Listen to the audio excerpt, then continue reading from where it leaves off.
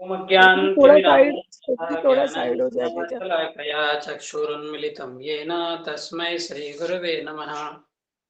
श्रीचैतन्यमनोभीष्टं स्थापितं येन भूतले स्वयं रूप कदा मह्यं ददाति स्वपदान्तिकम्। वन्देऽहं श्रीगुरो श्रीयुतापदकमलं श्रीगुरुन् वैष्णवांश्च श्रीरूपं साग्रजातं सहगण रघुनाथान्वितं तं सजीवं साद्वैतं सावधूतं परिजनसहितं कृष्ण चैतन्यदेवं श्रीराधा कृष्णपादान् सहगण ललिता श्रीविशाखान्वितांश्च हे कृष्णा करुणा सिंधु दीनबंधु जगतपते गोपेश गोपिका कांत राधा कांत नमोस्तुते तप्त कांचन गौरांगी राधे वृंदावनेश्वरी वृषभानुसुते देवी प्रणमामि हरिप्रिये वाञ्छाकल्पतरुभ्यश्च कृपा सिन्धुभ्येव च पतितानां पावनेभ्यो वैष्णवेभ्यो नमो नमः।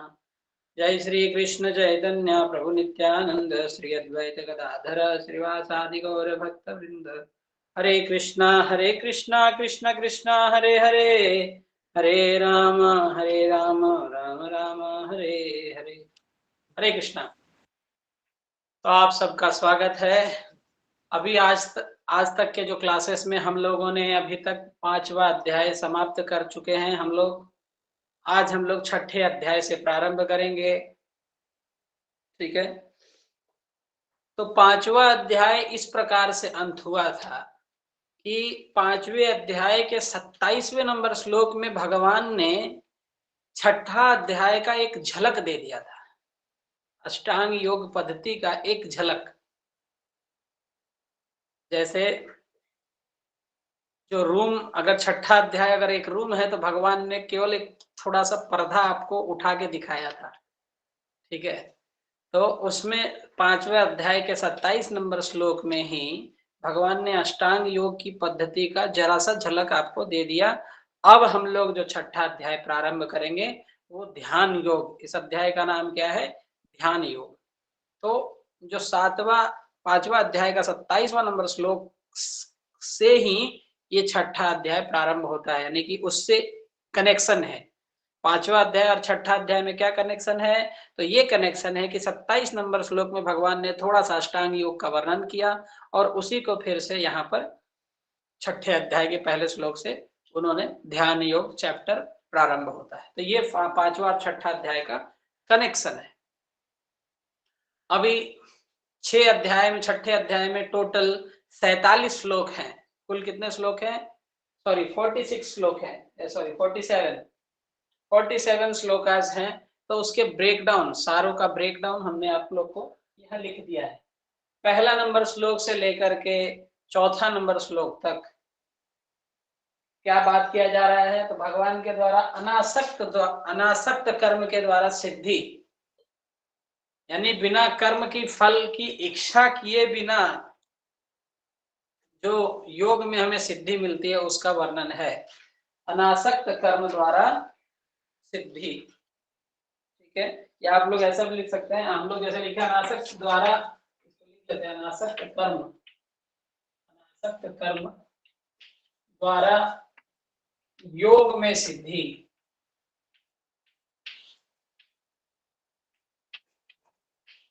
ठीक है। तो पहला नंबर श्लोक से लेकर के चौथा नंबर श्लोक से तक में क्या वर्णन है? अनासक्त, यानी कि हम बिना आसक्ति के जो कर्म करें उसी से हमें योग में सिद्धि प्राप्त होगी। दूसरा जो ब्रेकडाउन है 5वां नंबर श्लोक से 9वां नंबर श्लोक तक, उसमें योगारूढ़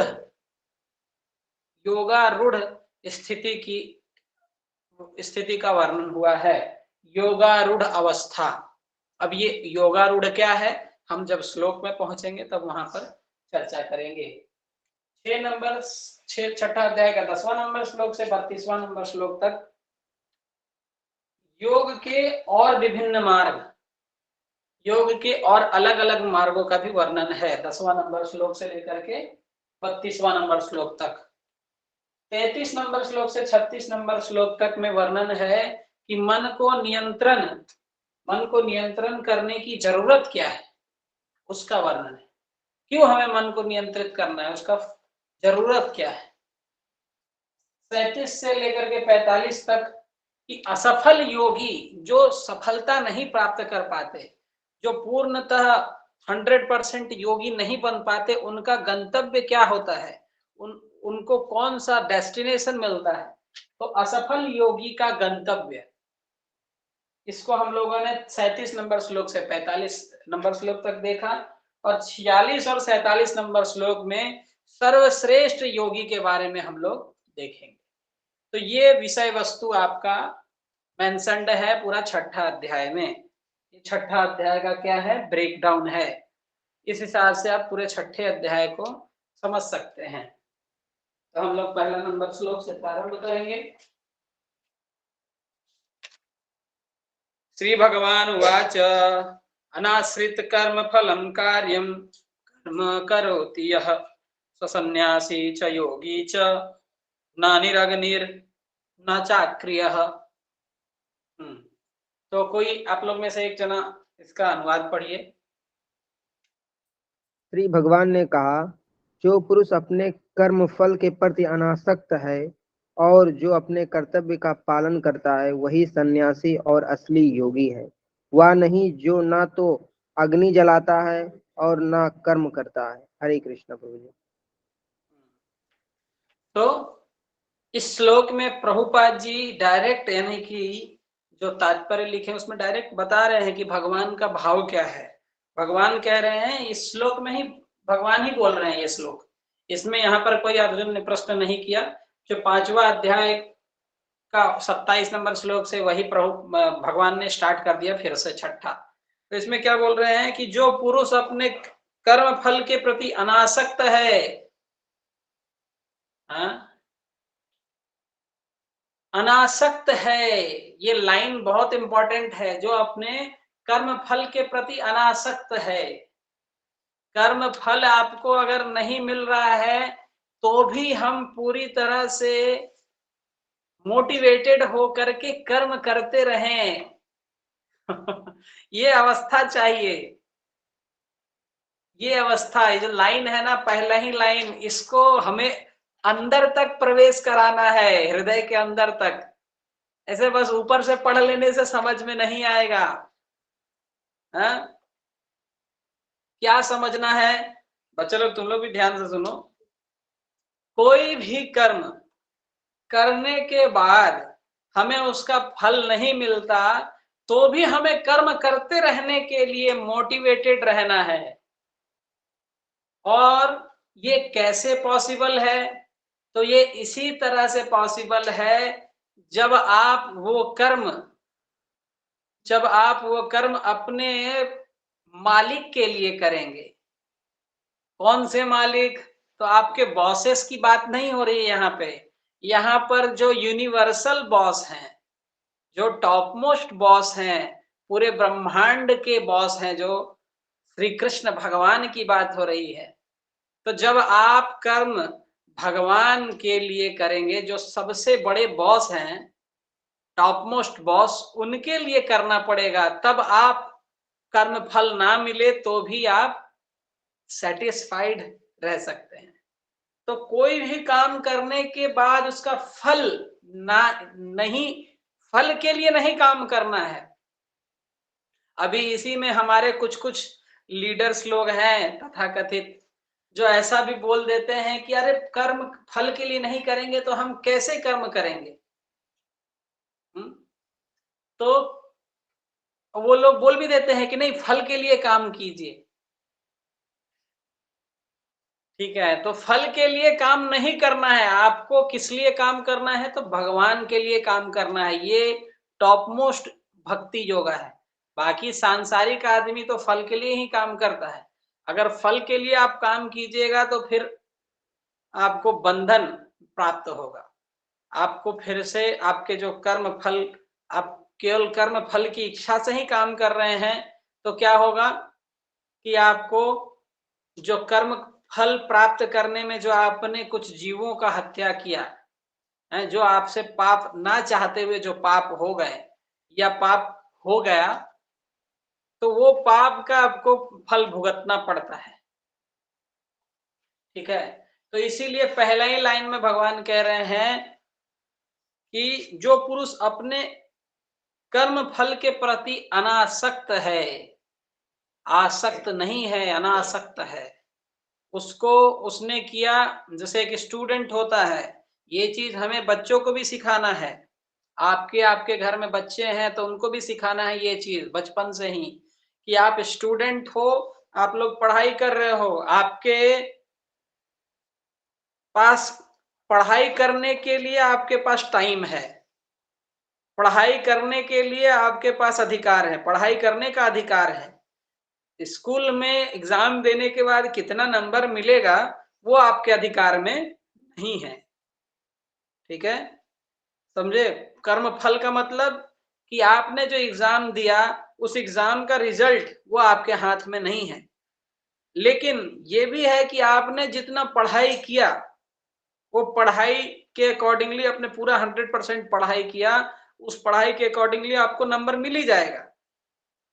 लेकिन वो किसके हाथ में है? तो वो भगवान के हाथ में है फल देने का।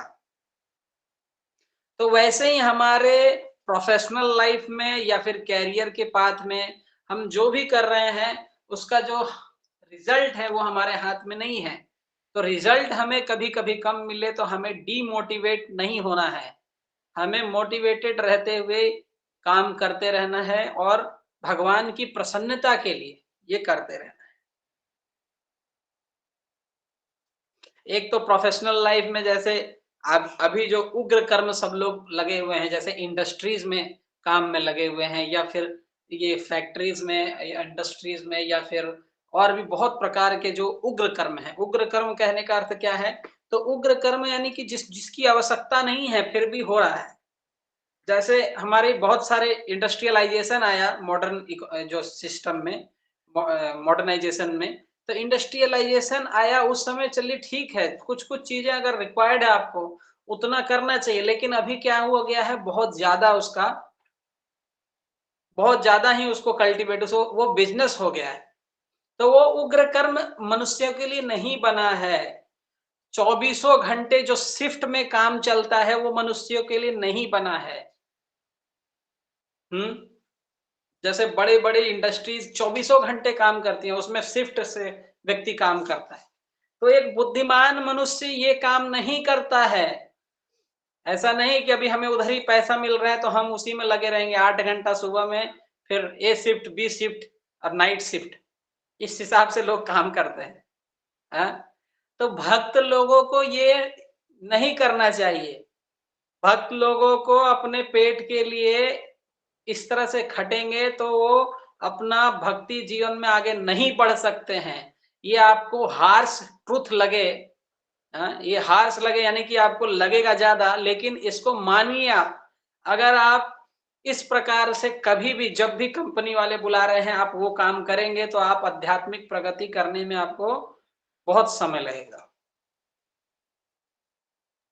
इसीलिए जो भगवान ने मार्ग बताया है उन मार्गों को हमें अपनाना पड़ेगा। अगर आप ब्राह्मण वृत्ति वाले कर्म कर सकते हैं, निस्वार्थ रूप से भगवान की प्रसन्नता के लिए समाज के बच्चों को पढ़ाना, ये ब्राह्मण नियत कार्य है। बिना उनसे फीस लिए उनको पढ़ाना, ये ब्राह्मण का काम है। उनको पढ़ाया जाए, उनको वेद का शिक्षा दिया जाए। अभी मटेरियल जो एजुकेशन है अभी फॉर द टाइम बिंग जितना उनको रिक्वायर्ड है उतना दिया जाए। ये ब्राह्मण नियत कार्य आप कर सकते हैं अगर आप ब्राह्मण हैं। अगर आप वो नहीं कर पा रहे हैं तो आप मैनेजरियली आप काम में लगिए। बहुत सारे जो मैनेजर्स के काम होते हैं जो आपके वो आप कर सकते हैं। और नहीं तो जो क्षत्रिय का, जो अपने आप को क्षत्रिय समझते हैं, अभी समाज में ऐसे क्षत्रिय है नहीं, लेकिन जो अपने आप को समझते हैं तो मैनेजर वाला काम कर सकते हैं। और साथ ही साथ लोगों को न्याय देने का काम, जो असमर्थ लोग हैं जैसे कि विकलांग लोग हो गए, या फिर जिस प्रकार किसी भी प्रकार से जो विकलांग लोग हैं उन लोगों को प्रॉपर सुविधाएं क्रिएट करें। समाज में स्त्रियां और बूढ़े बच्चे इन सबको फैसिलिटेट करें, ये क्षत्रियों का काम है। और ये काम करने के लिए वह समाज से कुछ टैक्स इकट्ठा करें, वो भी कर सकते हैं। तो ये क्षत्रियों का काम है। वैश्य का काम है बिजनेस करना। वैश्य भी बिजनेस करे, कोई प्रॉब्लम नहीं है, बिजनेस करे, लेकिन विदोहन ना करे, शूद्रों का केवल विदोहन ना करने लग जाए। अब उनको जैसे अभी क्या हो गया है, वैसे लोग 24 घंटे विदोहन करवा रहे हैं आप लोगों से, ये आपको समझना पड़ेगा। अभी वैश्य समाज जो समाज पूरी दुनिया में सबसे ज्यादा एक्टिवेटेड है, तो वो आपका विदोहन कर रही है। वो 8-8 घंटा सुबह शाम दो रात कभी भी वो तो स्वयं बैठा हुआ है अपने घर में, लेकिन वो भी काम करता है नो डाउट, लेकिन आपको तीनों टाइम में ए शिफ्ट बी शिफ्ट ये जो है ये सिस्टम सही नहीं है। सिस्टम क्या सही है, तो काम करने का समय है सुबह में 9 बजे से लेकर के शाम तक, जब तक सूर्य आकाश में है तब तक आप कार्यों में नियोजित रह सकते हैं। बाकी रात बनाया गया है सोने के लिए। आप प्राकृतिक व्यवस्था से खेल नहीं कर सकते हैं। जो प्राकृतिक व्यवस्था से खेल कर रहे हैं और जो आप लोग उनका साथ दे रहे हैं, तो आप अपना शरीर भी खराब कर रहे हैं और आध्यात्मिक प्रगति आपका तो शून्य होना ही होना है। तो ये चीज है। इसीलिए अपने जो ब्राह्मण, क्षत्रिय, वैश्य और शूद्र, इसके अकॉर्डिंगली काम करिए। ये व्यवस्था बना हुआ है, शास्त्रों में यही बताया गया है। भले उसके लिए शुरुआत में आपको संघर्ष करना पड़े। अब आप छोड़ नहीं सकते फैक्ट्रीज को, तो फिर आपको मिनिमम अपने बच्चे को तो सही राह दिखाना है। आप नहीं छोड़ सकते, तो आप करेंगे तो फिर आपके बच्चे भी जाएंगे। तो मिनिमम प्रयास कीजिए कि अपने बच्चे को सही मार्ग दिखाइए। आप तो फंस चुके हैं ये जंजाल में, लेकिन अपने बच्चे को सिखाइए कि नहीं, खेती करना भी अच्छा है। खेती करके भी लोग अच्छा कमा रहे हैं। अभी बड़े बड़े IITians आप लोग सुनते भी होंगे। अभी अब तो युग भी वही आने वाला है, मोदी जी भी उधर ही ले जा रहे हैं जनता को। केवल इस बार मोदी जी का प्रादुर्भाव हो जाए तो वो फिर एजुकेशन सिस्टम तो पूरा चेंज होने ही वाला है। तो अपने बच्चे, जो बच्चे इस प्रकार से हैं कि नहीं इंडस्ट्रीज बहुत ज्यादा हम लोग को देगी, तो नहीं, अब मॉडर्न सिविलाइजेशन का टाइम ओवर हो चुका है। क्यों बड़े बड़े लोग, जेफ बेजोस जैसे लोग, जेफ बेजोस जो कि बहुत बड़ा एक पैसे वाला व्यक्ति है, वो कहता है कि ये सेंचुरी किसकी सेंचुरी है, तो this is the Indian century. वो कहता है, क्यों कहता है, क्योंकि अब जो हमारे वेद के सिद्धांत है उसके अनुसार अब पूरा दुनिया का चलने का टाइम आ चुका है। तो हमें अपने बच्चों को सिखाना पड़ेगा कि नहीं, जो अगर तुम बिजनेस करना है तो आप काउ प्रोडक्ट्स का बिजनेस करो, आप खेती का बिजनेस करो, आप और भी जो काउ से के प्रोडक्ट्स अलग अलग बनते हैं उनका बिजनेस करो। और अगर आप वो नहीं कर पा रहे, आप क्षत्रिय माइंडेड हो, तो आप एक योग्य नेता बनने के लिए पहले 20 साल संघर्ष करो। गुरुकुलों में रह करके समाज से एकत्रित, समाज से जो अनाज मिलता है वो अनाज खाओ और वो खा करके समाज के लिए सोचने की चेतना को डेवलप करो। केवल घर में बैठे बैठे अनाज ले लेना और एक सरकारी नौकर बन जाना, ये आपकी सामर्थ्य और समाज के प्रति जो भावना आनी चाहिए ना, वो नहीं आ पाती घर में। और नहीं भी आ पाती, और साथ ही साथ वह जब अपने घर से ही पढ़ा है, घर का ही खाया है, तो वो केवल अपने बारे में ही सोचता है, वो समाज के बारे में नहीं सोचता।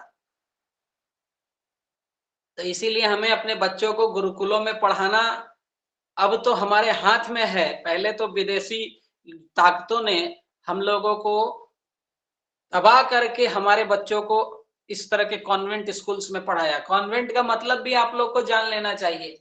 कॉन्वेंट का मतलब यही होता है कि विदेशों में जो बच्चे, उनका स्त्री और पुरुष के अवैध संबंध तो रहते ही रहते हैं, तो बच्चे का जिम्मेदारी लेने वाला कोई नहीं रहता। तो इसीलिए उसकी सरकार ने, विदेशी सरकारों ने कॉन्वेंट स्कूल बनाया।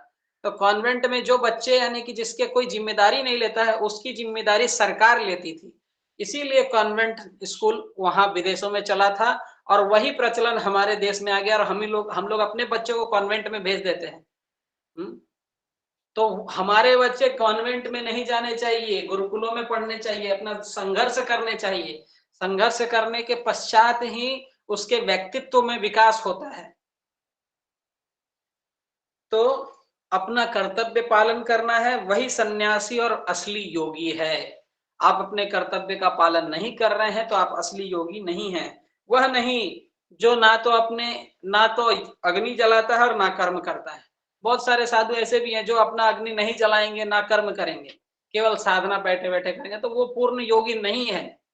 पूर्ण योगी वही है जो अपना कर्म फल के प्रति अनासक्त है। ये टॉप मोस्ट योगी का बात हो रहा है। ठीक है,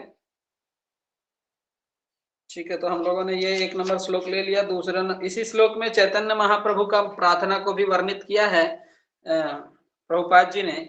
ना धनम ना जनम ना सुंदरीम कविताम वा जगदीश कामये मम जन्मनि जन्मनीश्वरे भवताद भक्ति रहे तो की त्वयि। तो यहाँ क्या कह रहे हैं कि भगवान हे सर्वशक्तिमान प्रभु, मुझे ना तो धन संग्रह की कामना है। चैतन्य महाप्रभु के प्रार्थना से हमें सीखना चाहिए कि हमें प्रार्थना कैसे करना है। क्या कह रहे भगवान, मुझे धन संग्रह करने की कामना नहीं है प्रभु, ना मैं सुंदर स्त्रियों के साथ रमन करने का अभिलाषी हूं, ना तो सुंदर सुंदर स्त्रियों के साथ घूमने का मेरे अंदर इच्छा है। ये भी इच्छा मैं नहीं रखता। हमें भी इस प्रकार का इच्छा मन में नहीं रखना चाहिए।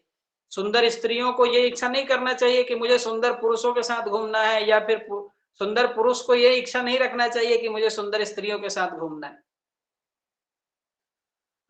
ना ही मैं अनुयायियों की कामना करता हूं। यानी कि भगवान बोल रहे हैं कि नहीं, मुझे जन भी नहीं चाहिए, मुझे अपने बहुत सारे शिष्य नहीं बनाने, मैं शिष्य का अभिलाषी नहीं हूं।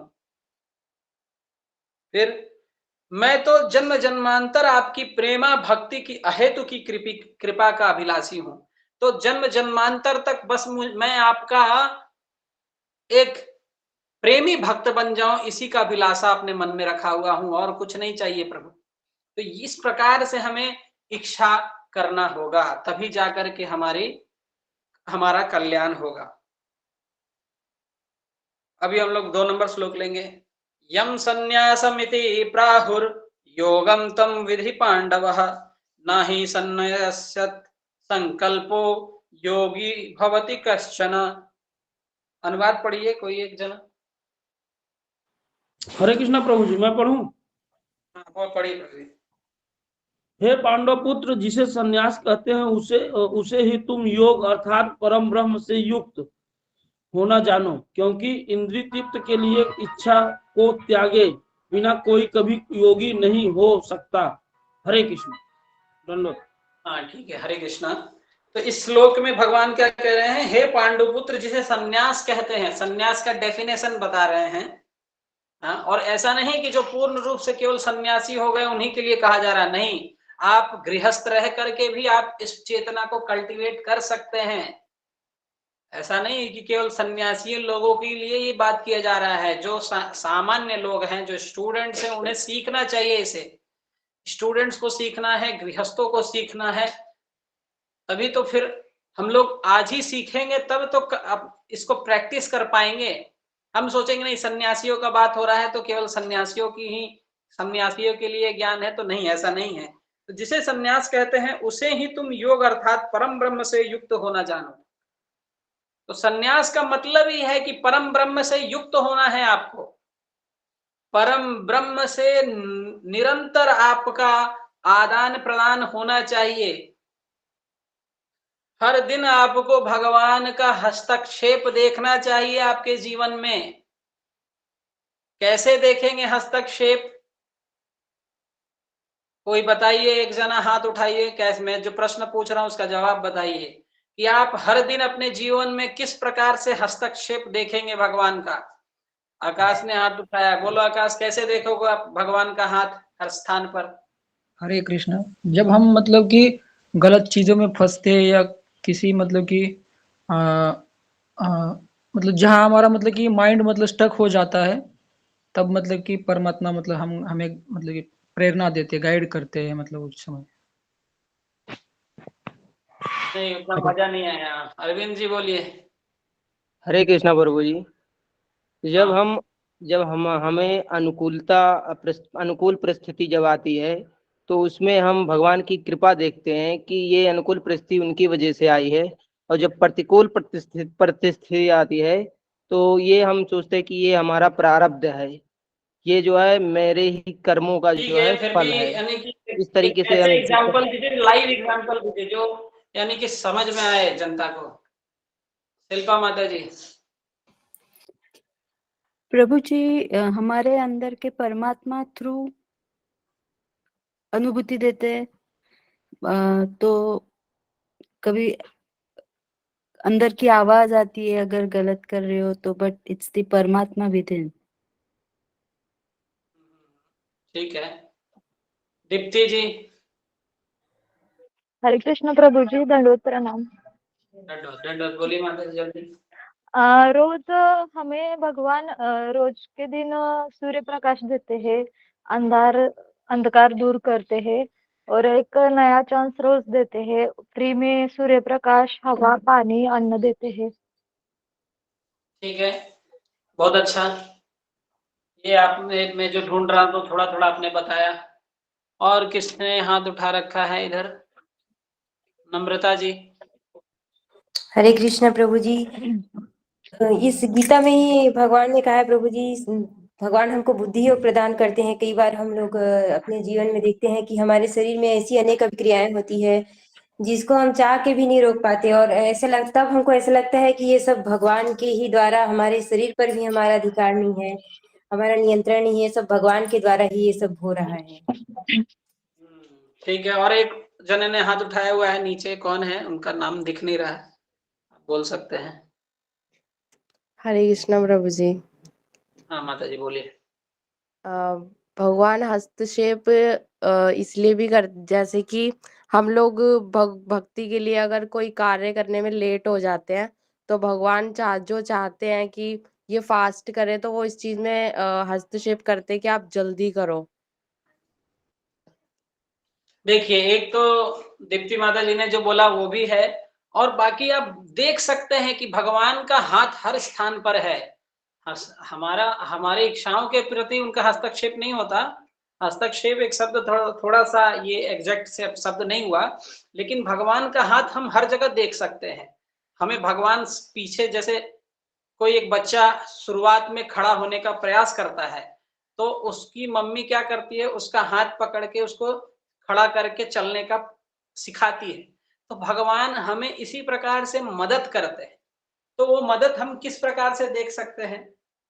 वो देख सकते हैं कि हम अपने जीवन में जो हमें भगवान का हाथ मिलता है, जैसे हम खड़ा होने सीखे, फिर उसके बाद हम बड़ा होकर के हम लोग श्वास ले रहे हैं, हम लोग सो जाने के बाद, कॉन्शियसनेस हमारा लूज हो जाने के बाद भी हम श्वास ले रहे हैं। तो ये कैसे पॉसिबल है? ये तभी पॉसिबल है जो एक आउटर फोर्स, भगवान के माध्यम से ही ये पॉसिबल है। भगवान की जो शक्तियां हैं वो हमारे शरीर को सामर्थ्य और शक्ति प्रदान कर रही है, तभी हम लोग जीवित हैं। नहीं तो सो जाने के बाद, पूरी तरह से अनकॉन्शियस होने के बाद भी आपका शरीर जीवित है, आपका ब्लड पंप हो रहा है हार्ट के द्वारा। ये सिस्टम को कौन चला रहा है? कोई भी साइंटिस्ट इसको आज तक डिफाइन ही नहीं कर पाया कि आपका हार्ट कैसे काम कर रहा है। आप सिस्टम पूरा क्लोज हो गया है, स्लीप मोड में है। कंप्यूटर के नाम उन लोगों ने दे दिया है स्लीप मोड, लेकिन ये सोते सोते भी पूरी तरह से एकदम परफेक्टली काम करता है। इसको रेगुलेट करने वाला कोई तो एक रेगुलेटरी फंक्शन भगवान ने बना रखा है, जो अलग अलग देवताओं लोगों ने अलग अलग वो पद लेकर के सब चीजों को, व्यवस्था को रोका हुआ है, और उनके अनुसार ही वो हो रहा है। और साथ ही साथ परमात्मा आपके साथ हमेशा है। तो इस चीज को आप अनुभव करेंगे तभी आपकी भक्ति में रति आएगी। तो इस चीज का अनुभव आप तभी कर सकते हैं जब आप साधना करें, ध्यान पूर्वक नाम जप करें। ध्यान पूर्वक नाम जप करने से आप अनुभव कर पाएंगे भगवान का हाथ हर स्थान पर।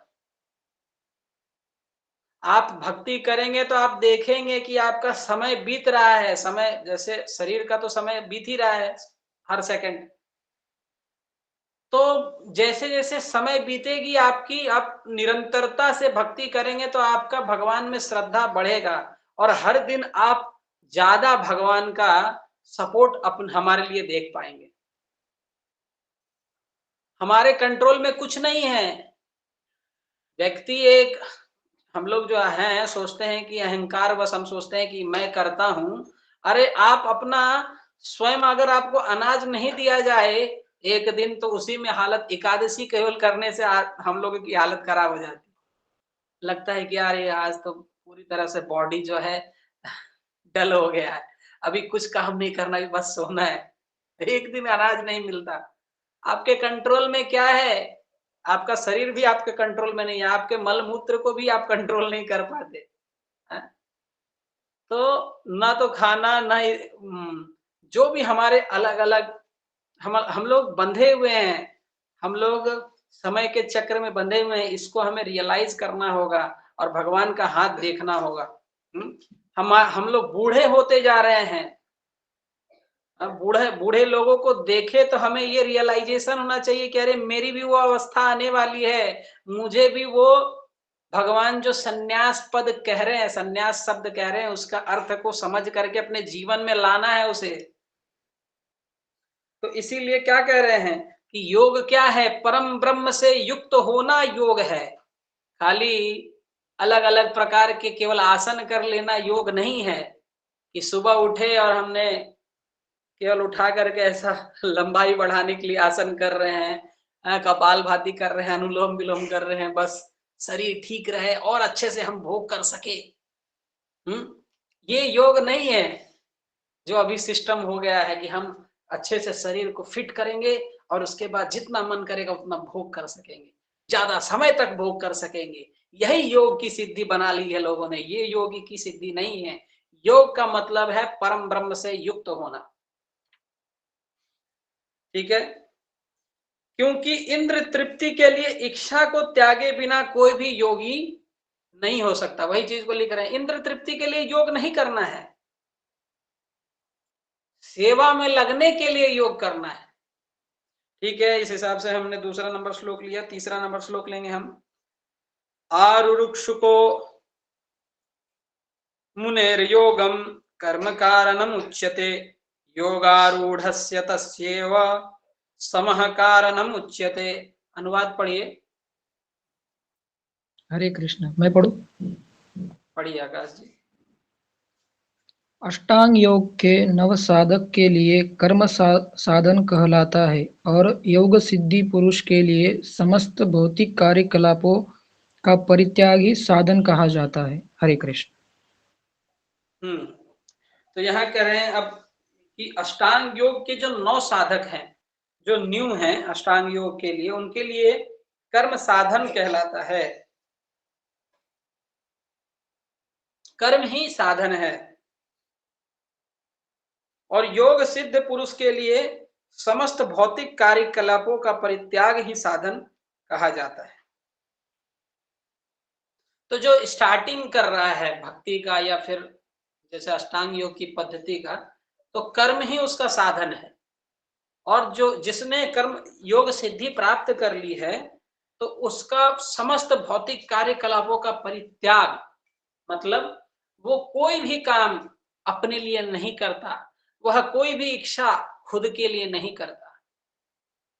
और जो शुरुआत कर रहा है उसको अपना कर्म करके ही धीरे धीरे अपने डेवलपमेंट्स करने हैं। तो इसको हम लोग तात्पर्य से थोड़ा देखेंगे। परमेश्वर से युक्त होने की विधि योग कहलाती है। इसकी तुलना उस सीढ़ी से की जा सकती है जिससे सर्वोच्च आध्यात्मिक सिद्धि प्राप्त की जाए। यह सीढ़ी जीव की अधम अवस्था से प्रारंभ होकर आध्यात्मिक जीवन के पूर्ण आत्म साक्षात्कार तक जाती है।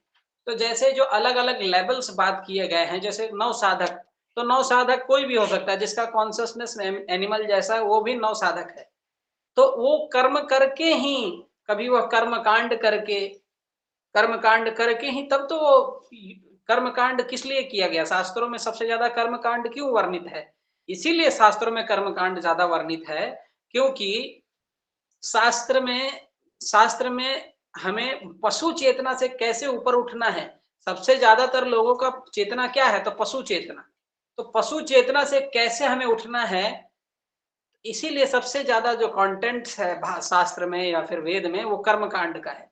तो कर्मकांड बताया जाता है कि ठीक है, आप किसी का देहांत हो गया तो उसे गया जाकर के पिंडदान कर देना चाहिए। माता पिता अगर देहांत हो गए तो उसे गया जाकर के पिंडदान करना चाहिए।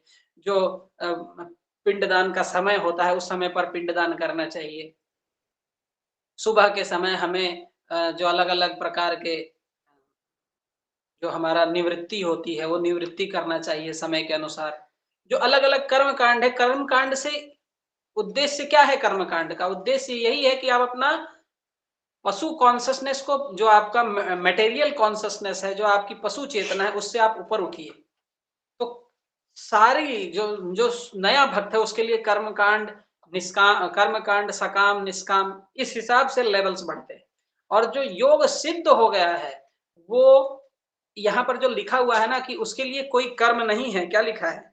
उसके समस्त भौतिक कार्यकलापों का परित्याग ही साधन है कहा जाता है। तो भौतिक कार्यकलाप उसके पूरी तरह से समाप्त हो जाने चाहिए। वो कोई भी कार्यकलाप केवल प्रभु की प्रसन्नता के लिए करना चाहिए, अपने लिए नहीं। तो विभिन्न चढ़ावों के अनुसार इस सीढ़ी के विभिन्न भाग भिन्न भिन्न नामों से जाने जाते हैं, किंतु कुल मिलाकर यह पूरी सीढ़ी योग कहलाती है और इन 3 भागों में विभाजित किया जा सकता है। तो जो 3 भगवान से मिलने की जो साधन है वो 3 साधन है। क्या क्या? ज्ञान योग, ध्यान योग और भक्ति योग। तो ये पूरी भगवत गीता में ये 3 ही वर्णित है। इसमें ज्ञान योग, ध्यान योग, भक्ति योग, ऐसे भगवत गीता में कर्म योग भी वर्णित है। यहाँ पर योग के लिए बेसिकली प्रभुपाद जी ने कहा है कि किंतु कुल मिलाकर ये पूरी सीढ़ी योग कहलाती है और इसे 3 भागों में विभाजित किया जा सकता है, ज्ञान योग, भक्ति योग और ध्यान योग। सीढ़ी के प्रारंभिक भाग को योगारूढ़ अवस्था और अंतिम भाग को योगारूढ़ कहा जाता है। तो जो हम लोगों ने ये शब्द देखा है योगारूढ़, तो योगारूढ़ का वर्णन यहीं से हम लोगों को मिल रहा है, लेकिन ये मोस्टली यानी कि 4था नंबर श्लोक से ही है। तो जो ये योग की सीढ़ी है, तो जो सीढ़ी का स्टार्टिंग एंड है, स्टार्टिंग पॉइंट है, उसको क्या कहा जाता है? योगारूढ़। और जो एंड पॉइंट है उसको क्या कहा जाता है? योगारूढ़।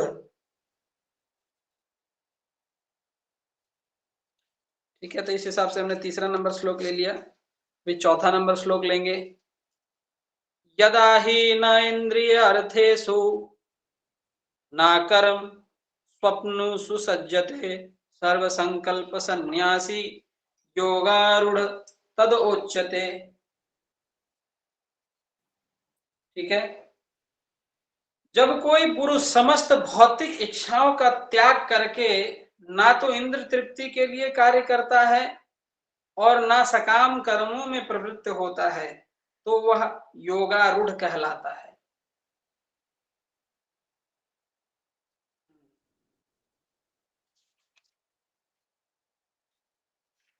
तो ऐसा कीजिए आप लोग कि इसमें 4 नहीं करके इसको 2 कर लीजिए, 6.1 और 6.2। 6.3 से ही 6.9 तक योगारूढ़ अवस्था का वर्णन है। ठीक है, 6.3 जो हमने लास्ट श्लोक अभी पढ़ा वहीं से योगारूढ़ का वर्णन है और 4th नंबर श्लोक में भी योगारूढ़ का वर्णन हमें मिल रहा है। तो इस श्लोक में क्या कह रहे हैं कि जब कोई पुरुष समस्त भौतिक इच्छाओं का त्याग करके, जब जो हमने जो अभी तक समझा रहे थे आप लोगों को कि समस्त इच्छाओं को, भौतिक इच्छाओं को त्याग कर देना है, अपने लिए इच्छा नहीं करना है, यही भौतिक इच्छा का त्याग है। कृष्ण के लिए इच्छा करना है। अब उसमें आप कुछ भी इच्छा कर सकते हैं कृष्ण के लिए, हैं, जो शास्त्रों के अनुसार जो भगवान को प्रिय है उसके लिए इच्छा कीजिए। आप पूरे वर्ल्ड के सबसे टॉप मोस्ट रिचेस्ट पर्सन बनने की भी इच्छा कर सकते हैं, उसमें कोई प्रॉब्लम नहीं है। कृष्ण के लिए कीजिए। अगर आप इस प्रकार से कीजिएगा तो क्या पता अगले जन्म में आप कौन बन सकते हैं। वो देवता का नाम क्या है जो सभी संपत्ति के मालिक है, उनका नाम क्या है बताइए कोई? कुबेर महाराज। कुबेर, हाँ, आपको कुबेर पद प्राप्त हो जाएगा अगर आप सबसे शक्तिशाली बनना चाहे, सबसे धनवान बनना चाहते हैं। तो आप कुछ भी इच्छा कीजिए, कृष्ण के लिए कीजिए। तो समस्त भौतिक इच्छाओं का त्याग करके ना तो इंद्र तृप्ति के लिए कार्य कर, इंद्र तृप्ति के लिए काम नहीं करना है और ना सकाम कर्मों में प्रवृत्त होना है। और ऐसा नहीं कर लेना है कि नहीं मैं ये कर रहा हूं तो मुझे ये फल चाहिए। अगर उस प्रकार से करेंगे तो भी आपका पैर फंसेगा, इस संसार के चक्र में पैर फंसेगा। तो सकाम कर्मों में प्रवृत्त रहिएगा तो देवताओं का पद आपको प्राप्त हो पाएगा, लेकिन कृष्ण के लिए कीजिएगा तो आध्यात्मिक जगत में पहुंच करके सबसे अमीर बनिएगा। ठीक है, तो वह योगारूढ़ अवस्था कहलाता है। योगारूढ़ यानी कि आप योग में एकदम टॉप लेवल पर पहुंच गए। हम लोग 5 नंबर श्लोक देखेंगे अब। उद्धरेतात्मना आत्मानं नात्मानं अवसादयेत् आत्मैव हि आत्मनो बंधुर आत्मैव रिपुरात्मनः। ये बहुत सुंदर श्लोक है, इसको आप लोग सभी मेरे साथ बोलिए एक बार। बोलिए, उद्धरेत आत्मना आत्मानं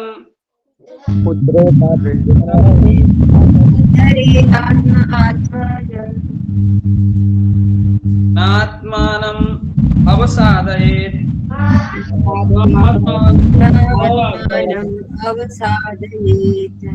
आत्मैव हि आत्मनः बंधुर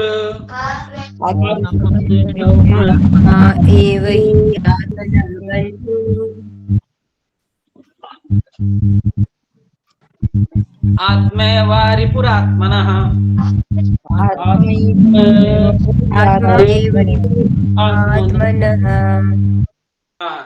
उद्धरेत आत्मना आत्मानं नात्मानं अवसादयेत्।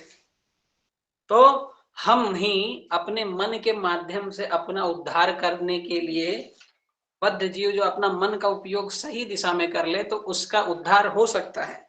मनुष्य को चाहिए कि वह अपने मन की सहायता से अपना उद्धार करे और अपने को नीचे ना गिरने दे। यह मन बद्ध जीव का मित्र भी है और शत्रु भी। तो अगर हम अपने मन को प्रभु की सेवा में संलग्न करा ले बुद्धि का उपयोग करके, मन क्या है तो जो रथ रूप, शरीर रूपी जो रथ है, जो घोड़ों को बांधा गया है और बुद्धि जिसको पकड़ी हुई है, जिस रस्सी को, वो रस्सी ही मन है। और बुद्धि के माध्यम से हमें उस रस्सी को कंट्रोल करना है और सारी इंद्रियाओं को भगवान की ओर लगाना है, भगवान की इच्छाओं को पूरा करने के लिए लगाना है। तो इससे क्या होगा? इससे हमारा कल्याण होगा। हमारा शरीर रूपी जो रथ है वो भगवत धाम की ओर अग्रसर कर जाएगा। और अगर हम लोगों ने इस मन को ढील दे दिया, जैसे हमें बहुत मजा आता है पतंग उड़ाने में, पतंग उड़ाए बच्चे लोग? तो पतंग उड़ाने में जब ढील देते हैं, जब पतंग को दूर भेजना रहता तो कितना मजा आता है कि ये मजा आ रहा है बहुत, एकदम कोई उसमें कष्ट नहीं होता। मन वैसे ही है, जब ढील देते हैं, जब छोड़ते हैं तो छोड़ने में बहुत मजा आता है, लेकिन जब लपेटना पड़ता है वही पतंग को, तब हमें समझ में आता है कि कितनी दुर्गति है। पूरा हाथ में, बचपन में अगर आप लोगों ने उड़ाया होगा पतंग तो हाथ में छाले पड़ जाते हैं। तो हाथ में छाले पड़ जाए भले ही, बुद्धि, इस शरीर का तो ऐसे ही एक दिन छाला हो जाना है, ये छिल जाना है ये शरीर। तो इस शरीर भले छिल जाए लेकिन इस शरीर को लगाइए भगवान की सेवा में, मन को खींच करके भगवान की सेवा में लगाइए। मन बार बार आपको बोलेगा नहीं मुझे छोड़ दो, मेरे लिए अच्छा यही है कि मैं ढील देने में मजा आ रहा है मुझे, लेकिन ढील नहीं देना है मन को। ढील, उसके मन को पकड़ करके उसको सही दिशा में ले जाना है। जैसे पतंग भी आप उड़ाते होंगे तो जैसे किसी दिशा में उसको ले जाना है तो उसको कंट्रोल करना सीखना पड़ता है। वैसे ही आपको मन को कंट्रोल करने के लिए भी गीता से सीखना पड़ेगा हर रोज कि इधर मन मुझे ले जाना है।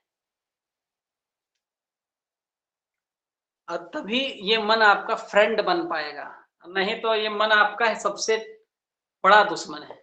जब भी मन की अवस्था आप ऐसा देखे ना कि अरे ये मन मुझे ऐसा बोल रहा है, कि भगवान के खिलाफ भी हो जाता है कभी कभी, जो उपदेश हमें दिए जाते हैं उसका खिलाफ सोचता है, तो उस समय आपका मन समझ जाइए कि आपका वो दोस्त नहीं है, वो दुश्मन की तरह एक्ट कर रहा है।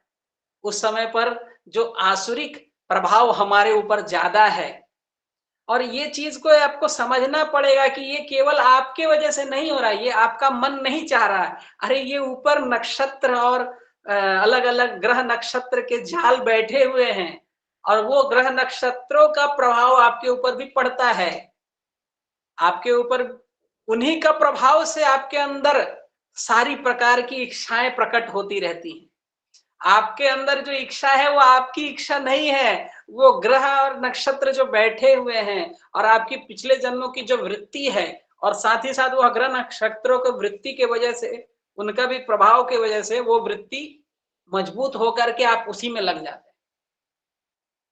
तो ये चीज आपको समझना पड़ेगा कि आपका मन में जो इच्छा उत्पन्न हो रहा है वो आपका इच्छा नहीं है, वो पिछले जन्म का गलत दुष्कर्मों का है, और साथ ही साथ अभी ग्रह नक्षत्र ऊपर बैठे हुए हैं, वो लोग आपको प्रेरित करते हैं ज्यादा भौतिकता में संलग्न होने के लिए। लेकिन भगवत गीता का उपदेश हमें इन ग्रह नक्षत्रों के भी कैसे पार चली जाए हमारी इच्छा, उसके लिए दिया गया है। ये ग्रह नक्षत्रों की परे की चीज है। आप जैसे ही जब भगवान की प्रसन्नता के लिए काम करते हैं ना, तो ग्रह नक्षत्र और सारे देवी देवता भी देखते हैं, बाबा ये कौन है, अरे ये तो भक्ति कर रहा है, हम लोग से भी नहीं हो पाया, हम लोग भी प्रयास कर रहे हैं लेकिन थोड़ा थोड़ा सा काम हो जाता है, इसीलिए संसार में है, ये तो भक्ति कर रहा है। तो भक्ति करने का मार्ग सरल है, लेकिन इसको कंटिन्यूअसली करना, शुद्ध सत्व में स्थित होकर के करना, ये टॉप मोस्ट चीज है। ये ब्रह्मांड में सारे ब्रह्मांड के सब लोग आपको देखने लग जाते हैं, अरे ये भक्त हुआ है, पृथ्वी पर इतना भक्ति हो रहा है इस भक्त के माध्यम से। तो इसीलिए भक्ति सर्वश्रेष्ठ, सब लोगों का नजर हो जाता है आपके ऊपर। तो अपने मन को अपना फ्रेंड बनाना है, अपना दुश्मन उसको दुश्मन की तरह एक्ट करे तो उस समय उसकी बात नहीं माननी है, बुद्धि के माध्यम से उसको हराना है। तो वही एक अमृत बिंदु उपनिषद का श्लोक यहाँ पर उद्धृत कर रहे हैं प्रभुपाद जी। मन एव मनुष्यानां कारणं बंधन मोक्षयो बंधाय विषयान संगो मुक्तेव निर्विषयम मनः। तो मन ही मनुष्य के बंधन का और मोक्ष का कारण है। अगर मन को हम सदुपयोग कर लिए तो हमारा ये मुक्त करने का भी ये साधन बन जाता है। इंद्रियों विषयों में लीन मन बंधन का कारण है। अगर इंद्रियों विषयों में लगे रह गए तो यही बंधन हमें प्रदान कर देगा। और विषयों से विरक्त मन मोक्ष का कारण है। और विषय से विरक्ति आ जाए, अच्छा खाना, अच्छे से सोना और आहार निद्रा भय मैथुन में मन जब उससे दूर होने की इच्छा करे तो यह मन आपका उस समय आपको मुक्ति के मार्ग की ओर ले जाने के लिए अग्रसर कर रहा है। अतः जो मन निरंतर कृष्ण भावनामृत में लगा रहता है वही परम मुक्ति का कारण है। ठीक है, हम लोग 6 नंबर श्लोक लेंगे। बंधुरात्मनात्मनस्तस्य येनात्मैवात्मना जितः अनात्मनस्तु शत्रुत्वे वर्तते आत्मा एव शत्रुवत्। तो इसमें वही कहा जा रहा है कि जिसने मन को जीत लिया, बंधुरात्मना आत्मनस्तस्य, यहाँ पर आत्मा जो दूसरा शब्द है आप देखेंगे कि उसको मन कहा गया है और आत्मनः जीव को कहा गया है। तो जिस जीव ने अपने मन को जीत लिया, बंधु बना लिया, दोस्त बना लिया, ये आत्मा एवं आत्मना जितः, उसके लिए मन क्या हो गया? सर्वश्रेष्ठ फ्रेंड हो गया, सर्वश्रेष्ठ मित्र हो गया। किंतु जो ऐसा अनात्मनस्तु शत्रुत्व, तो जिसने ऐसा नहीं कर पाया, जो अपने मन को अनात्मनस्तु यानी कि अपना मन को वो मना नहीं पाया, अपना मन को कंट्रोल नहीं कर पाया, शत्रुत्वे वर्तएव आत्मा एव शत्रुवत्, तो उसका मन ही क्या, उसका सबसे बड़ा शत्रु बन गया। 7 नंबर श्लोक। जित आत्मना प्रशांतस्य परमात्मा समाहितः शीतोष्ण सुख दुखेषु तथा मान अपमानयो। तो जिसने मन को जीत लिया उसने पहले ही परमात्मा को प्राप्त कर लिया है। अगर आप मन को प्रभु की सेवा में संलग्न कर रहे हैं, इसका मतलब ये है कि आपको परमात्मा मिल चुके हैं, ठीक है, क्योंकि उसने शांति प्राप्त कर ली है। ऐसे पुरुष के लिए सुख दुख, सर्दी गर्मी एवं मान अपमान एक से है, ठीक है। तो आपने प्रभु के लिए काम कर रहे हैं और साथ ही साथ ये अवस्था आपको प्राप्त करना है। ठंडी हो सर्दी हो, दोनों में, सभी सीजन्स में आप प्रभु की सेवा में लगे हुए हैं। हाँ? दुख हो या सुख हो, आपको पता, अगर कहीं गलती से चोट लग गई फिर भी आप प्रभु की सेवा में निरत हैं। आपका किसी ने अपमान कर दिया तो भी आप प्रभु की सेवा में निरत हैं। इन अवस्थाओं में अगर आप प्रभु की सेवा में संलग्न हैं तो आप परमात्मा को प्राप्त कर चुके हैं। तो देखिए, आप इन तीनों अवस्थाओं को अगर आप पार कर चुके हैं तो आपका परमात्मा आपके साथ है। आपका, आपके ऊपर उनका प्रभाव है, आपका मन आपके कंट्रोल में है, तब आप इन तीनों अवस्थाओं को पार कर सकते हैं। अगर नहीं है तो इन अवस्थाओं को पार करने का प्रयास कीजिए। इसके माध्यम से, तो जप के माध्यम से, भगवत गीता पढ़ के और अपने कर्म को भगवान के लिए करके।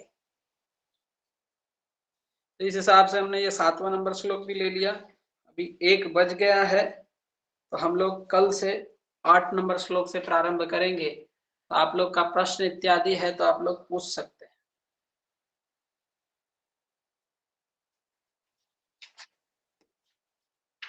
यस, वामन प्रभु। हरे कृष्णा प्रभु जी, दंडवत प्रणाम। दंडवत प्रभु जी। प्रभु जी, अभी आप पढ़ाए हैं कि आप मतलब भगवान का सही भक्ति करेंगे और जो भी चीज मांगेंगे तो अगले जन्म में से आप बताए कि आपको कुबेर का पद क्या बोलते हैं प्राप्त हो सकता है।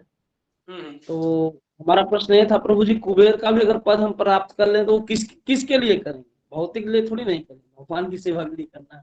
हाँ, देखिए, आप यानी कि जैसे वो श्लोक हमने पढ़ा था ना अभी 1-2 दिन पहले, अकामो सर्व कामो वा मोक्ष काम उदारधि। तो आप कोई भी कामना करिए, सब कामनाएं आपकी भक्ति में पूरी हो सकती हैं। लेकिन अगर आप, जैसे ध्रुव महाराज ने पद मांगा कि ब्रह्मा से भी बड़ा पद चाहिए, तो भगवान प्रकट हुए उनके सामने, तो वो श्लोक बोलते हैं भगवान को कि भगवान, मैं तो आपको बुलाया कांच के टुकड़े के लिए। मैं, जो मेरे मन में इच्छा थी वो कांच के टुकड़े जैसी इच्छा थी, और आप तो स्वयं जो मुझे मिल गए वो ऐसी चीज है कि वो अमूल्य वस्तु है। तो इच्छा तो हमें नहीं करनी है भौतिकता का, नहीं तो फिर हम इस 14 भुवन में फंसे रह जाएंगे। लेकिन मेरा कहने का अर्थ यह था कि आप कोई भी सबसे बड़े अमीर भी बन सकते हैं अगर आप भगवान की भक्ति कीजिएगा। और सबसे बड़े अमीर आदमी आप भगवत धाम में भी बन सकते हैं, इस संसार में बनना चाहे तो उसमें भी बन सकते हैं। ये चीज मैं कह रहा था। ठीक है प्रभु, चरणों में सेवा लगे रहे प्रभु जी, बस इतने है आप लोगों के आशीर्वाद से। और तो बहुत लताड़ती है माया, बहुत लताड़ती, पटक पटक के मारती।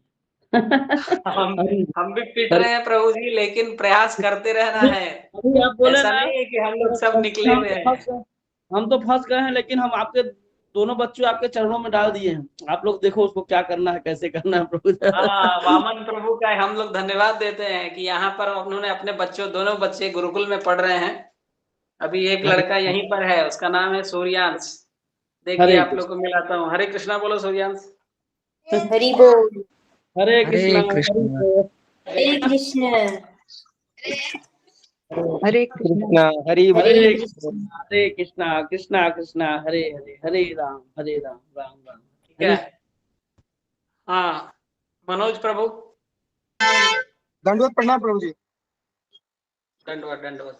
कल आपने एक चीज बताई थी जो मतलब मुझे पूछना था। कल आपने बताया था 5 प्रयास बताए थे आपने, वो धामवास, भगवत स्मरण, प्रसाद ग्रहण और साधु संग। 5वां क्या बताया था और कुछ था क्या इसमें? देखिए 5 है। सबसे पहला है भक्त संग, भक्तों का संग कीजिए।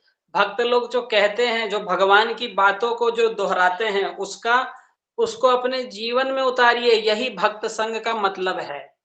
भक्त संग का मतलब ये नहीं है कि भक्त के पास गए और अपनी वृत्तियों को जैसे कि तैसे ही बना के रखें, नहीं। तो भक्त संग मतलब भक्त जो भगवान ने उपदेश दिया है उन उपदेशों को हम अपनाएं। ठीक है, तो भक्त संग ये हो गया पहला। दूसरा है नाम जप, भगवान का नाम जप करें। हरे कृष्ण कृष्ण कृष्ण हरे हरे, हरे राम राम राम हरे हरे। ये दो हो गया। तीसरा हो गया भागवत श्रवण, आपको भागवत सुनना चाहिए। तो भागवत मतलब भगवान के भक्त लोग, जो भगवान और भगवान के भक्तों का जो आदान प्रदान है, जो कथाएं हैं उनसे संबंधित, जैसे श्रीमद् भागवतम जो सुखदेव गोस्वामी ने कहा था उसको पढ़ना चाहिए, और साथ ही साथ भगवत गीता भी पढ़ना चाहिए, जो हमारे शास्त्र हैं उसको पढ़ना चाहिए। भागवत श्रवण, ये हो गया 3। चौथा आपका हुआ धाम वास, ठीक है, धाम में आपको वास करना चाहिए। और 5वां एक था आपका विग्रह सेवा। विग्रह सेवा, तो भगवान का विग्रह सेवा भी करना चाहिए। जैसे कि आप गृहस्थ हैं तो आप अपने घर में ही फोटो रख करके उनका आरती करें, उनका आरती गाएं। गाने से भी भक्ति बहुत वृद्धि होती है। भगवान की जब आप आरती गाते हैं, जैसे सुबह सुबह अगर मंगल आरती आप गाएं ब्रह्म मुहूर्त की बेला में, तो वो अलग ही आपको एक आपका स्टेज को आगे बढ़ा देती है। शाम में अगर आप गौर आरती गाएं, जो भी अलग अलग भजन है वो भगवान के लिए गाएं, तो गाने से भक्ति वृद्धि होती है। तो ये 5 आपको अलग अलग मैंने बता दिया। ठीक है, ठीक है प्रभु जी, धन्यवाद। हाँ अरविंद जी। हरे कृष्णा प्रभु जी, मेरा प्रश्न है कि इसके अभी पहले श्लोक में आपने बताया कि जो पुरुष अपने कर्म फल के प्रति अनासक्त भाव से कर्म करता है वो जो है सन्यासी है अथवा योगी है। तो ये अनासक्त भावना जो है ये बड़ा दुष्कर है, क्योंकि ये आ नहीं सकता ऐसे। तो इसलिए तो पहला लाइन पे ही मैंने आधा घंटा क्लास चला गया था। क्योंकि अगर कर्म के फलों को अगर छोड़ भी दें तो उसके अहंकार को तो नहीं छोड़ेंगे कि हाँ मैंने कर्म का फल नहीं लिया हूँ, तो उसका अहंकार कठिन तो है, यही कठिनाई को ही तो छोड़ना है हमें, यही करना है हमें गुरु के आदेशों के अनुसार कार्य करना है। हमें भगवान की प्रसन्नता के लिए गुरु के आदेश अनुसार कर्म करते रहना है, और ये करते रहना ही हमारी सिद्धि है। इसी से हमारा ये कर्म साधन है, और कर्म करते करते यही हमारा, जब भगवान के भक्ति के लिए हम कर्म करने लग जाए निरंतर, यही साध्य है, यही हमारा अंतिम रिजल्ट भी है। जैसे गोपियां जो हैं वो ऐसा नहीं कि वो कंटिन्यूअस नाम जप करती हैं, वो कर्म करती हैं निरंतर 24 घंटे कृष्ण के बारे में सोचते रहती हैं, कृष्ण के लिए कर्म करती हैं। वही चीज को हमें अपने जीवन में लाना है। तो हमें गोपियों का कथा और भक्तों का कथा पढ़ते रहेंगे जब निरंतर ना हम, तब हम अनासक्त होकर कर्म कर सकते हैं। भागवत पढ़िए, आप सब भक्तों का चरित्र को पढ़िए आप। ठीक है प्रभु जी। भक्तमाल एक पुस्तक है, उसको पढ़िए आप। इतने सारे भक्तों के अलग अलग लीलाओं को पढ़िए। भक्तमाल में बहुत सारे भक्तों का वर्णन है, तो आप पढ़ेंगे तब आप पॉसिबल हो पाएगा ये आपके लिए कि अनासक्त होकर के कर्म कैसे करें। तो जब आप भक्तों की, जैसे बोला जाता है ना कि बड़े बड़े पुरुषों का, महापुरुषों का कथा हमें पढ़ने से क्या मिलती है, प्रेरणा मिलती है।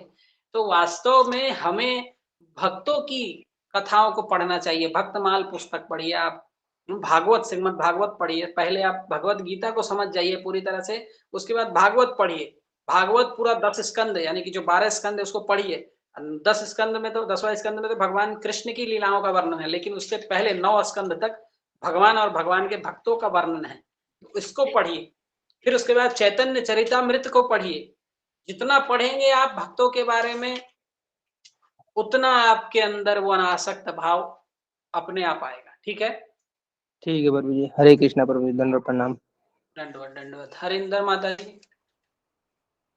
हरे कृष्णा प्रभु जी। प्रभु जी, अभी जो आपने 3 स्टेजेस बताई वो क्या थी, मतलब मन किया आपने ये पार कर ली हो तो? जैसे मन के ऊपर अभी आप बता रहे थे ना, लास्ट में 2 ही लाइंस बोली थी आपने। मन को पार एग्जैक्टली क्या, किस मतलब जगह आपने पर कहा था कि आप इन 3 आपने ये पार कर लिया तो आप ठीक रास्ते पे जा रहे हो मतलब। योगा रोड के बारे में पूछ रही है लगता है। ज्ञान योग, ध्यान योग, भक्ति योग। अच्छा,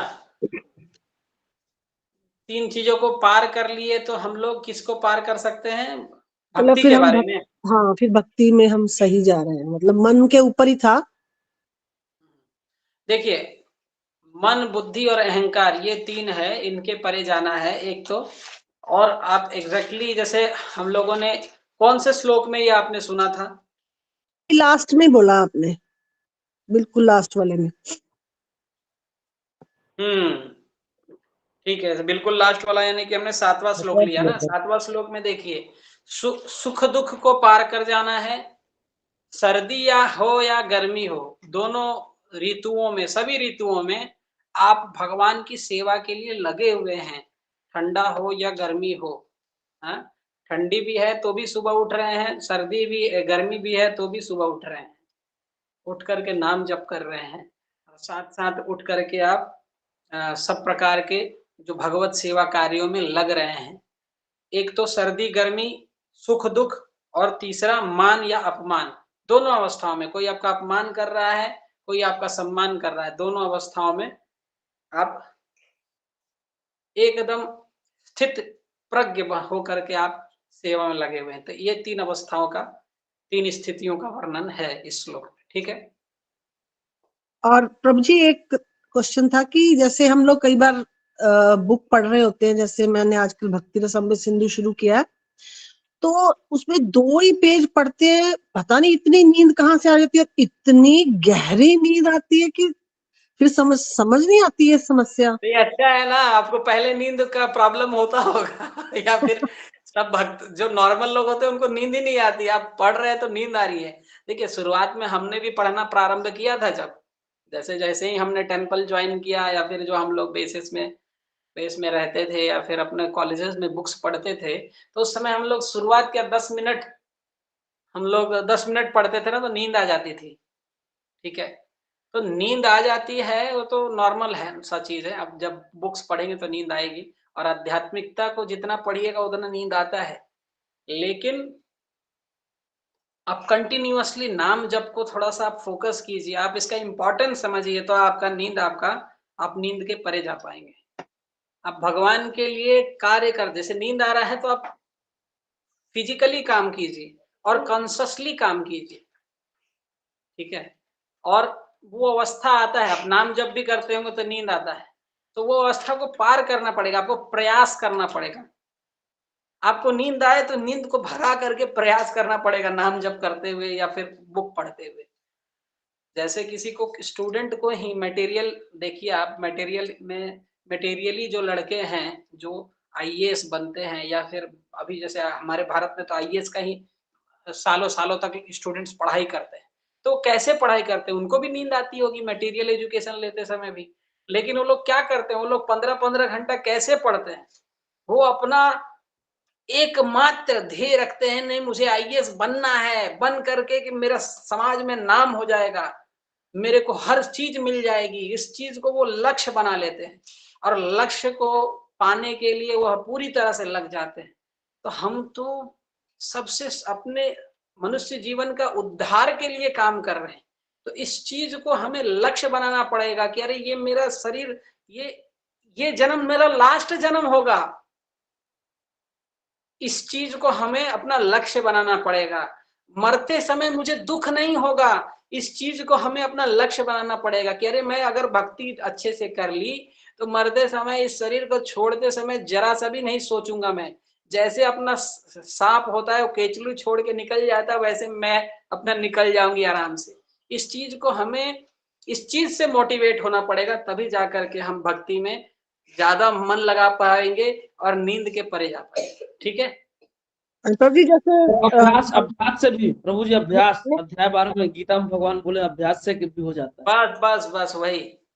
जैसे हमारे में एक बार कोई ऐसे भक्ति में ही था, वो उसने अपने बाल बांध दिए ऊपर, जैसे ना कि झोंका लगता था तो फिर वो उसको दर्द होता था, तो फिर वो मतलब ऐसे उन्होंने इतना किया। कुछ ना कुछ करके करना है आपको। ठीक है माता जी, अब कोई प्रश्न है ना आपका? हाँ जी, हरे कृष्ण। और कोई प्रश्न? नहीं। ठीक है, फिर हरे कृष्णा कृष्णा कृष्णा हरे हरे, हरे हरे राम राम राम हरे हरे। प्रभुपाद की हरि बोल हरि बोल हरि बोल। हरे कृष्ण।